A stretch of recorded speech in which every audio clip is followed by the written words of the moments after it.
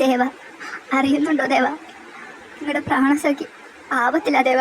രക്ഷിക്ക് ദേവ. ഇല്ല, ഇനി ഈ ഭൂമിയിൽ ഞാൻ ജീവിച്ചിരിക്കില്ല. എൻ്റെ ദേവനല്ലാതെ മറ്റ് അസുര ജന്മങ്ങൾ തൊട്ട് അശുദ്ധമാക്കി ഈ ശരീരം കൊണ്ട് ഞാൻ ഇനി ഭൂമിയിൽ ജീവിക്കില്ല. സാക്ഷി, സാക്ഷി.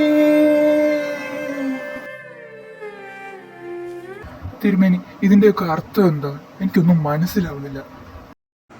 ഇത് പുനർജന്മം.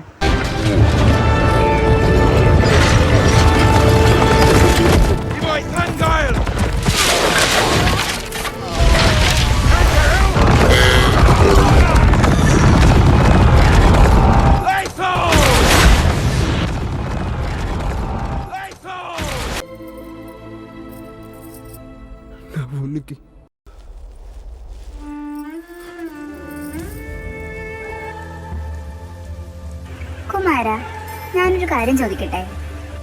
എന്നോട് എന്തെങ്കിലും ചോദിക്കാൻ നിനക്ക് ഒരു മുഖവുര വേണോ ഇന്ദ്ര? കുമാര, ശരിക്കും ഈ പുനർജന്മമൊക്കെ ഉള്ളതാണോ?